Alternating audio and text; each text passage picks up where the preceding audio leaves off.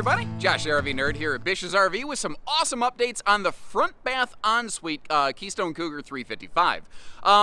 There's plenty of big front bathrooms out there, but they're always these big, giant, heavy monsters. And certainly, I'm not saying this is half-ton towable and Ford Rangers need not apply. You're definitely in a heavy 3/4 ton and maybe single rear wheel 1 ton still, but overall, it is smaller and lighter than a lot of those big front monster bath jobs. But the thing that I really love about Cougar is they always find a way to do it just a little bit different and Cougarize it just a smidge. And where they really nail that in this one is in that front bath and that big front closet, as well as the fact that the way they did the half bath on this one, to me anyway, it doesn't feel like you crap where you eat. And that's been a literal phrase I've seen some people leave as feedback on some of the videos where like, man, I hate having a toilet right next to my kitchen. They put like a little miniature, they almost did like the Lion, the Witch, in the Wardrobe. They hid this thing in a Narnia broom closet and in the meantime still gave us opposing living room slides with all the windows over on the campsite. We have double power awnings. Keystone has factory standard solar and we're looking at an enhanced version of that today. We'll talk a little bit more about that. Cougars have awesome weather packages. They're 0 to 110 degree rated, factory standard tank heaters. We've got the double air going on this guy, automatic leveling. There's all kinds of good sweet features on this one, like carpetless slides. It's got a couple hitches and it's giddy up. I've yet to find a floor plan I consider just perfect for every single person, but if I was looking for something to spend potentially extended time to full time in, but I still wanted to maybe hopscotch and move around a little bit, I think this is an absolutely fantastic option. And let me know what you think about it. Share your good, bad, and ugly in between. I'll do the same. We'll compare notes in the comments section. And hit the subscribe button and follow our videos if you appreciate how we show you all that good stuff and sometimes the not so good stuff.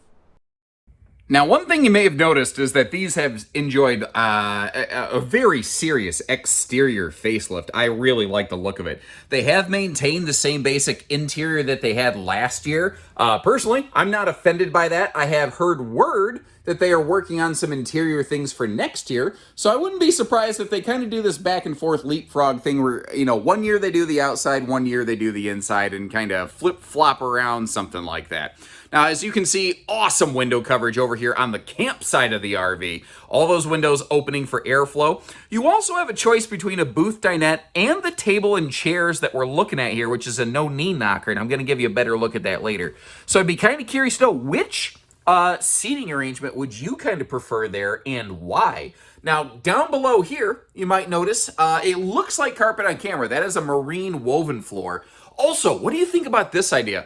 I've been asking manufacturers, like, what if you came up with like a bar that just like a shelf basically and some chairs that just kind of stares out the window of the slide, something that could very easily function as like a desk space. What would you think about that instead of a dinette, giving us like a third swaption, as it were?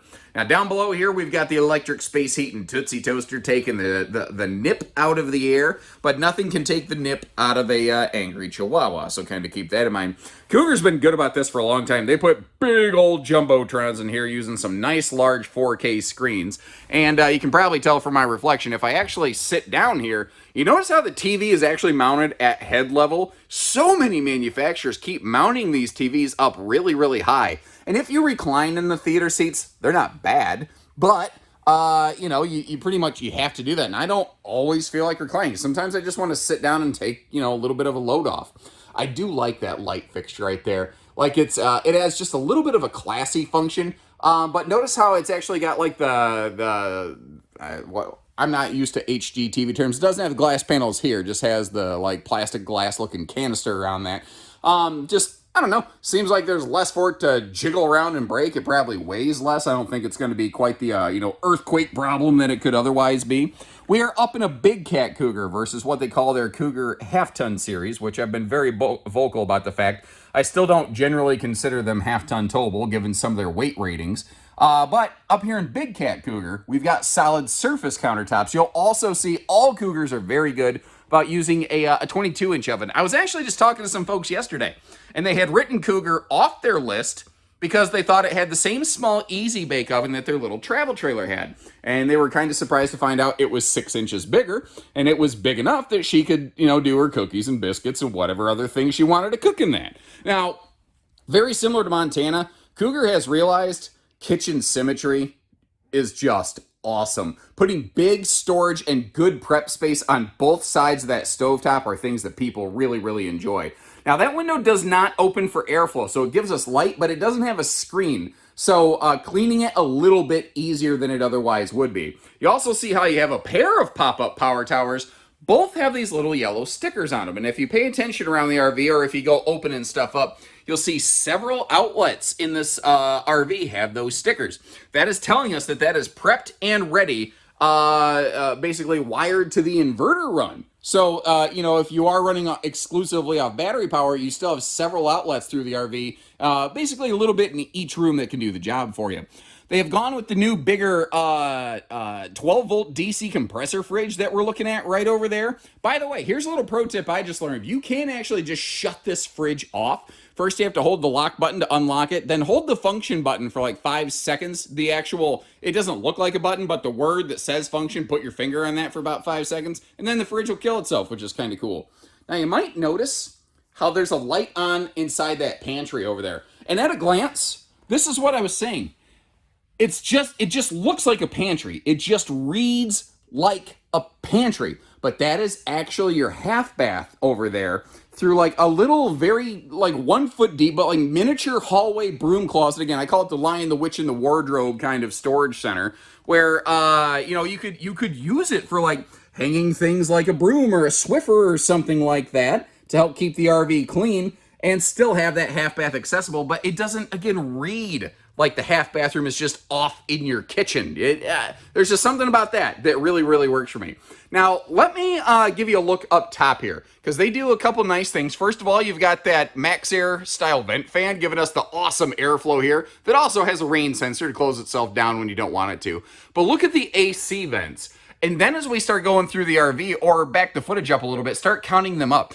Cougar puts more vents up in their ceiling than most brands, and they use that kind of tornado-looking style right there to suck more of the air out of that thing as quickly as possible. So it's your cold air is not stuck up in the vents getting hot. They're also doing things like putting the shade in the entry door. I've had word that the door supplier will be flipping those shades at some point in the future. Obviously, we haven't seen that happen yet, but hopefully that does start taking place, you know.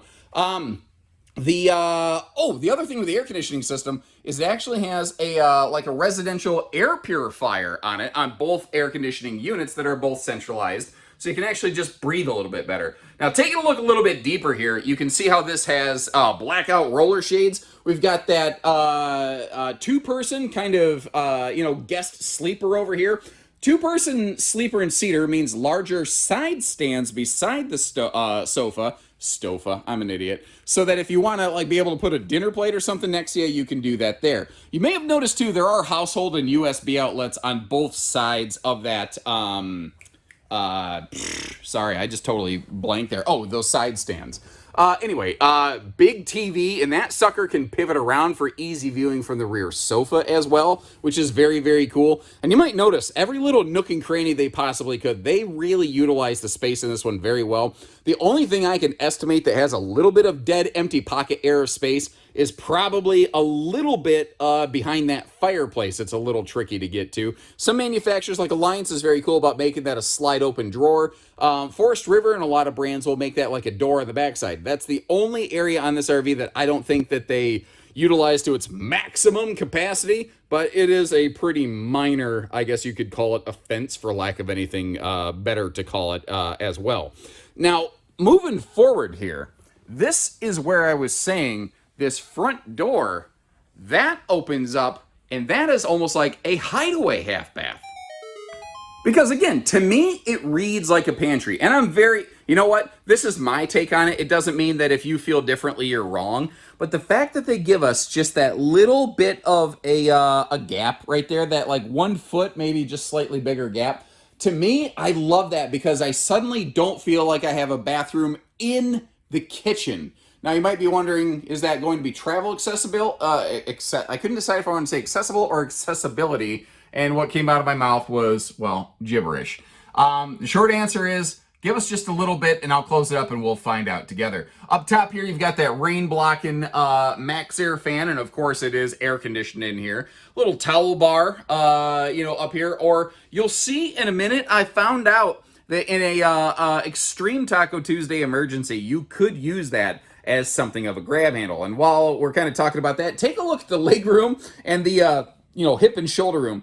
This is not the biggest room. If you were much bigger, much broader than me, it may be a bit of a trick to kind of get in and out of that thing, or to utilize the toilet paper in its necessary fashion. But overall, I thought it wasn't too awful bad. Now, giving you again a little bit look at some extra details here. That was a big cabinet right in front of that toilet.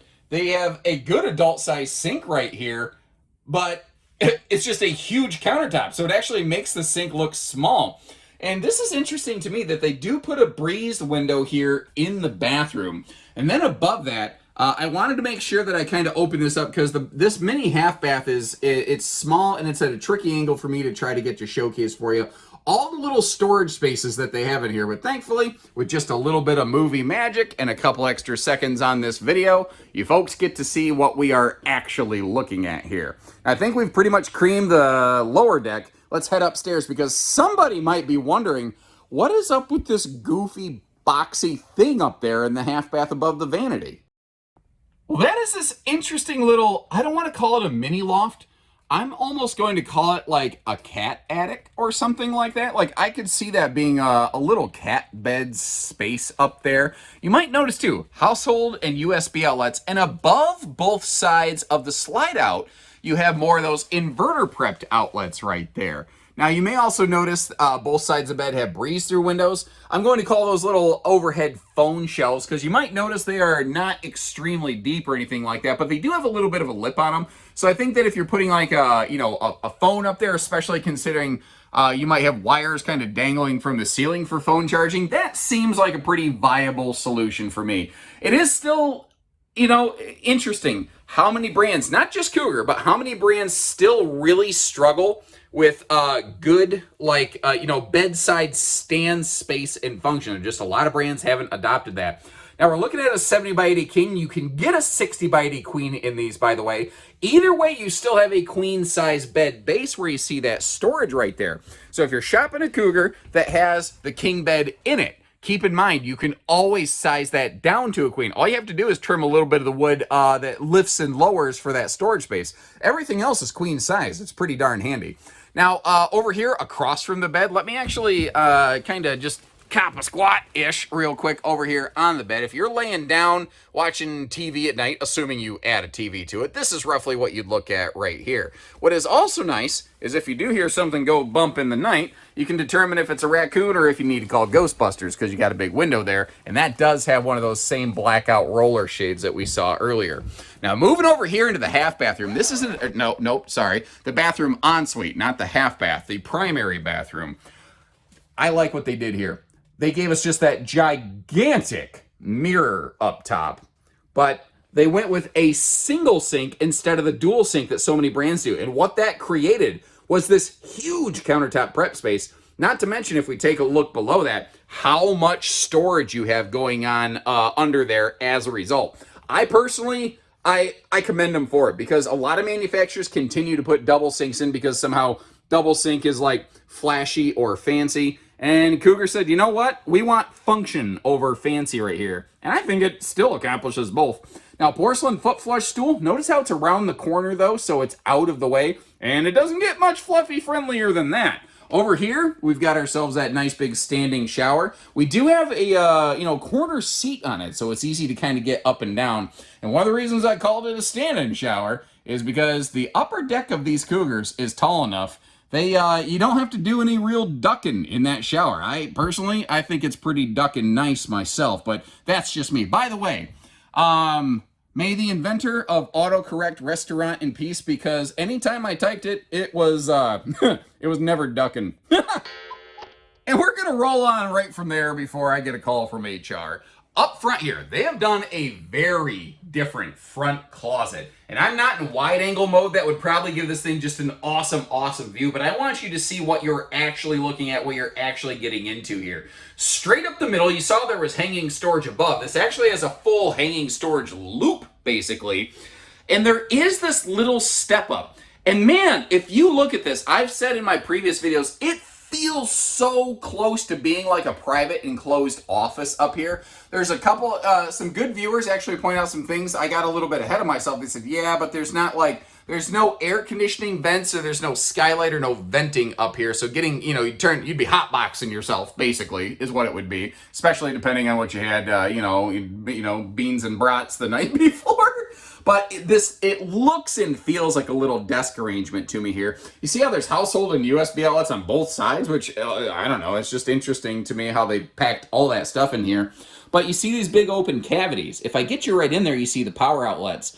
Those are side-by-side washer-dryer prep spaces. I'm kind of wondering, though, what else could you use this room for? Let me give you a little look at all the drawerage galorage that you have going on there. And actually, what's kind of nice is you've got that drawerage galorage going on both sides. This is a very symmetrical front closet situation. Really, the only asymmetry is just that one side is prepped for a washer, one side is prepped for a dryer. You see how we have water hookups over there, or you could just put a combo on one side and not the other. But again, up top here, you do have those like hanging racks all the way around. And somebody asked, yeah, but are they, spaced far enough that you can actually hang something with hangers up there without hitting the wall? Well, I did some polling of some people that actually bought one of these from us and found out, yeah, you actually can. And they said, we've only ever had RVs with rods before, and they really like these racks because it keeps your stuff where you put it. It keeps it more organized so that, when you're going down the road, the stuff is getting tossed around in here pretty darn hard because it's an earthquake inside. They didn't have to, clean up and rearrange their closet every time they went camping. Now for travel and road mode right here, you walk in the door and the bed's right here. Now, if we look down below, the bed is on casters, so the end of the bed is supported, which I would think would mean you would be able to use this bed when the slide is closed. The trick is, I can't necessarily guarantee that because Cougar and the slide manufacturers don't actually test for it. I can't guarantee it either. But sliding back around here, right next to the entry door, the refrigerator is very readily available. Now, you might notice how it does overlap with the freezer, or with the island a little bit. The freezer side, maybe you can arm reach in there. The fridge side, obviously not a question. You can access that. And they did make sure that, that bed kind of blocks off access to the bathroom. The good news is that whether it's for travel and stops or guests, this little half bath does remain readily accessible. So I think, I'd give it like a solid B+ in terms of travel accessibility. It's not flawless, but I think you can get to the major things here. Now, we kind of touched on this a little bit earlier, but let's talk towing. What's it going to take to get this sucker down the road and to haul it safely? I do think, if you're going to make shorter trips every now and then, good heavy-duty 3/4 ton might be a viable option. If you're like, listen, we really want to go towing and going cross-country, it is a smaller front bath, but it is something that you may still want to go a full 1 ton for. I don't think you need to go dually for anything like this, but that's kind of the thing. This is basically like one truck category smaller than most front bath and a half models. That's where this one kind of comes into play. Now you might notice down in here, there's spare tires tucked away in the front compartment. It is not a Goodyear matching tire. The idea, I think, behind this one is, Lord forbid you do need to replace a flat tire. You're going to put that one on until you can get somewhere and replace it with another set of Goodyears. Now, up front here, this is one of several battery disconnects that you'll see on this RV. This is called the Gigi box. What that does is it hard kills any parasitic power load off the batteries while it's in storage. We're TPMS prepped and ready, and up front here, you see they borrowed, air quotes, borrowed, the same big battery box from like a Montana fifth wheel in the Keystone lineup.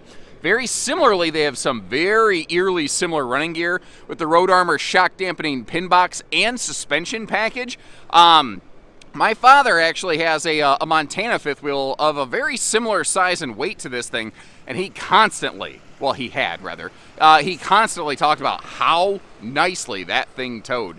Now they put some struts on the overhead door here for the pass-through, so you don't have to like constantly hold it open with your shoulder or anything. We're going to take a look in there in just a second. But for the 23 season, one of the nice things that they've done is they have standardized the Goodyear tire package on this. And if you notice, this RV does have a single stinky slinky sewer outlet. All of your blacks, all of your grays, all of those holding tanks, everything drains into one consolidated point. I think that is an easy no-brainer win that they put into this one. Now, our docking center, of course, is fully enclosed and, protected. The underbelly's forced air heated and does have holding tank heaters and a radiant barrier and a heat duct that terminates directly onto each individual holding tank. That's one of the cool things about Cougars. They do go a little bit further in a lot of different ways.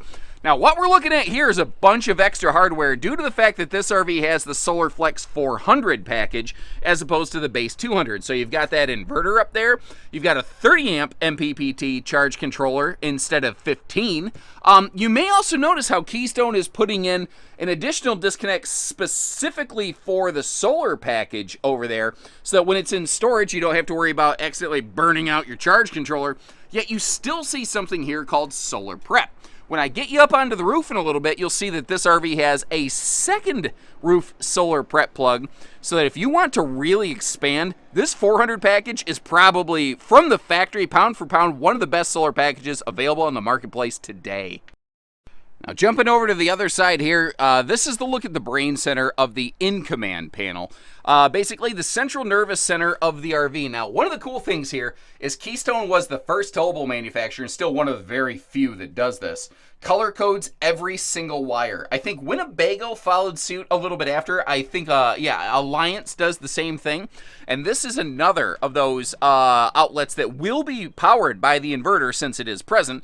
Otherwise, it would just be an inverter prepped outlet on the base solar package version of this. Now, I'd be kind of curious, sort of like I asked you inside, which dinette would you like? What solar package would you want? And I might, I'll try to expand on that a little bit more later, but I do have a separate video completely on SolarFlex. Now, right there, you see that new for 23 tankless on-demand water heater.